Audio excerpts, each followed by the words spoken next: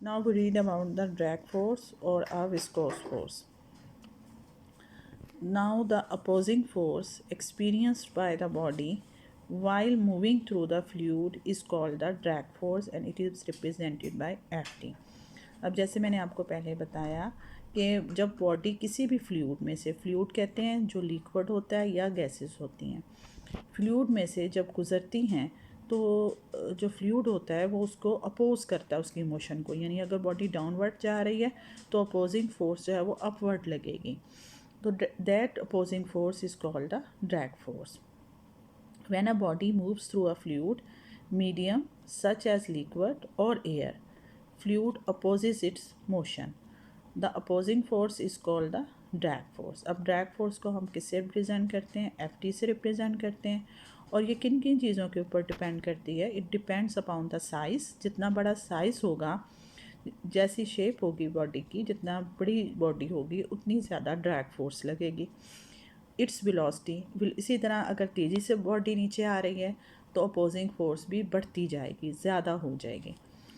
और relative to fluid medium and, यानी जो वेलोसिटी फ्लूइड के लिहाज से उसकी है, and viscosity of the fluid. Viscosity का क्या मतलब है कि आपका जो फ्लूइड जिसमें से बॉडी गुजर रही है वो कितना थिक है, उसकी विस्कोसिटी कितनी है, उसकी थिकनेस कितनी है. फॉर एग्जांपल, अगर आप पानी में से गुजर रहे हैं तो उसकी विस्कोसिटी कम होगी एज़ कम्पेयर टू अगर आप हनी में से गुजर रहे हैं, उसकी विस्कोसिटी ज़्यादा होगी.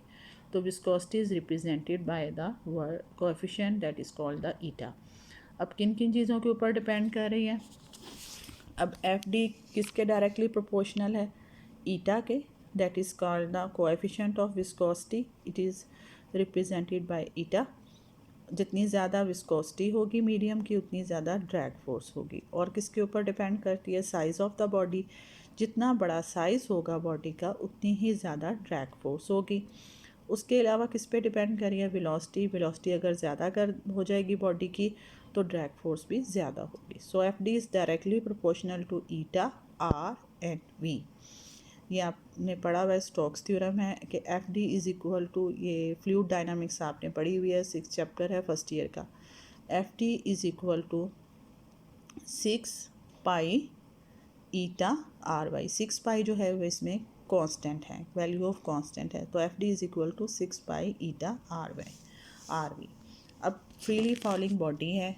फ्रीली फॉलिंग बॉडी का मतलब है क्या, जो बॉडी नीचे नहीं आ रही है वो सिर्फ under the action of gravity है, यानी अपनी वेट की वजह से वो नीचे की तरफ गिर रही है. फॉर एग्जांपल, आपके पास रेन ड्रॉप्स हैं, बारिश के कतरे हैं, नीचे की तरफ आते हैं, तो ड्रैग फोर्स किस तरफ लगेगी? ऊपर की तरफ. अब वेट तो थ्रू आउट कॉन्स्टेंट रहना है उसका, नीचे की तरफ बॉडी गिर रही है और तेज़ी से गिर रही है. वेलोसिटी जो है वो इंक्रीज़ होती जा रही है, टाइम ज़मीन की तरफ नीचे आ रही है. तो क्योंकि वेलोसिटी बढ़ रही है तो हमने पढ़ा है कि वेलोसिटी डायरेक्टली प्रोपोर्शनल है वेलोसिटी के, sorry, drag force directly proportional है वेलोसिटी के. तो साथ साथ ड्रैग फोर्स भी बढ़ती जाएगी.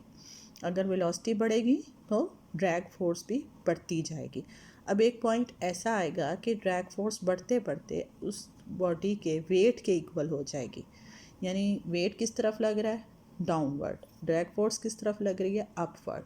यानी जितनी डाउनवर्ड फोर्स है उतनी ही उसकी अपवर्ड फोर्स हो गई. तो नेट फोर्स कितनी हुई उसके ऊपर? टोटल फोर्स कितनी लग रही है? यानी अगर फॉर एग्जांपल डाउनवर्ड 6 लग रही है, अपवर्ड भी 6 लग रही है, तो 6 माइनस 6 कितनी हो जाएगी? 0. यानी नेट फोर्स कितनी हो गई? 0. जब फोर्स 0 हो जाती है तो वेलोसिटी में चेंज नहीं होता. वेलोसिटी जो है वो कांस्टेंट हो जाती है या मैक्सिमम वेलोसिटी होती है, and that is called the terminal velocity. अब हम यही बात पढ़ेंगे. A body such as rain drop falls freely due to downward force weight W is equal to mg. यानी डाउनवर्ड फोर्स की वजह से जो रेन ड्रॉप है वो नीचे की तरफ आ रहे हैं, acting on it as it moves down. जब नीचे की तरफ आ रहे होते हैं तो क्या होता है? वेलोसिटी तेज़ी से बढ़ रही होती है, वेलोसिटी कॉन्टीन्यूसली इंक्रीजेस. अब वेलोसिटी बढ़ रही है तो दूसरी चीज़ उसके साथ क्या बढ़ेगी? ड्रैग फोर्स, जो कि ऊपर की तरफ कर रही है. Drag force acting on it also increases continuously and at a certain velocity. एक वेलोसिटी ऐसी आएगी जिसके ऊपर drag force acting on it becomes equal to its weight mg, यानी drag force और वेट जो है वो इक्वल हो जाएंगे, यानी जितनी डाउनवर्ड फोर्स लग रही है उतनी ही अपवर्ड फोर्स लग रही है, जितनी पॉजिटिव लग रही है उतनी नेगेटिव लग रही है, तो resultant force acting on a body कितनी हो जाएगी, zero. Therefore the velocity of the body becomes constant. अगर फोर्स ज़ीरो हो जाए तो वेलोसिटी कांस्टेंट हो जाती है, वेलोसिटी में चेंज नहीं आता, and does not increase any more. Terminal velocity कौन सी वेलोसिटी है, वो velocity the maximum velocity which a freely falling body attains in a viscous medium when its drag force becomes equal to its weight is called the terminal velocity।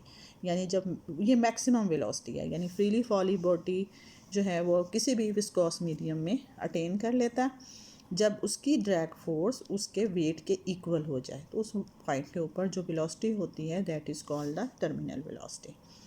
अब acceleration कैसा होता है, शुरू में आपने पढ़ा कि बॉडी इंक्रीज़ कर रही है, नीचे की तरफ आ रही है, तो एक्सेलरेशन भी ज़ाहिर है इंक्रीज़ करेगा, लेकिन वेलोसिटी ज़्यादा तेज़ी से बढ़ रही होती है एक्सेलरेशन की निस्बत। लेकिन जब टर्मिनल वेलोसिटी आएगी उस पॉइंट के ऊपर आपकी क्योंकि नेट फोर्स ज़ीरो हो जाती है, यानी जितनी डाउनवर्ड है उतनी अपवर्ड है, फोर्स अगर ज़ीरो हो गई तो F is equal to M A होता है, अगर F ज़ीरो है तो एक्सेलरेशन भी ज़ीरो हो गया, तो टर्मिनल वेलोसिटी के ऊपर आपका जो एक्सेलरेशन है वो ज़ीरो हो जाता है। As the body falls down in a viscous medium, its velocity, शुरू में क्या होता है, वेलोसिटी इंक्रीज़ कर रही होती है, but it's acceleration increase at low rate, acceleration भी इंक्रीज़ करता है लेकिन लो रेट की निस्बत करता है, एंड बिकम ज़ीरो। क्यों लो रेट होता है, क्योंकि फोर्स उतनी जो है वो नेगेटिव भी लग रही होती है उसके ऊपर, एक नीचे की तरफ लग रही है एक ऊपर की तरफ लग रही है, तो नेट फोर्स उसके ऊपर कम हो जाती है। यानी अगर नीचे की तरफ फॉर एग्जांपल 10 लग रही है शुरू में और ऊपर की तरफ 4 लग रही है, तो नेट फोर्स कितनी होगी, 6, तो एक्सेलरेशन कम लग, फोर्स की वजह से पैदा होना है एक्सेलरेशन, तो इस वजह से एक्सेलरेशन उतना ज़्यादा तेज़ी से नहीं बढ़ रहा होता जितनी तेज़ी से वेलोसिटी बढ़ रही है। लेकिन एक पॉइंट ऐसा आएगा कि एक्सेलरेशन ज़ीरो हो जाएगा। एक्सेलरेशन क्यों ज़ीरो होगा, क्योंकि उस पॉइंट के ऊपर आपकी जो नेट फोर्स है बॉडी के ऊपर वो ज़ीरो हो जाएगी, यानी drag force equal to weight, downward force is equal to upward force, और वो किस पॉइंट के ऊपर होती है, टर्मिनल वेलोसिटी के ऊपर, at terminal velocity V T. तो आपने ये देखा कि एक्सेलरेशन किसके ऊपर डिपेंड कर रहा है, वेलोसिटी के ऊपर। A is equal to D V over D T, changes to equation, अगर एक्सेलरेशन आपने वेलोसिटी नीचे लगा रहे हैं तो इट मीन्स कि acceleration depends upon the velocity, A V is equal to D V over D T, and D T is equal to, D T अकेला करना है तो ये डी वी ओवर एक्सेलरेशन हो जाएगा, दोनों तरफ से हम इंटीग्रेशन कर देंगे, लिमिट क्या लगाएंगे 0 से टी और ये वी नॉट से वी, तो आपके पास time is equal to D V over acceleration V naught से वी की तरफ।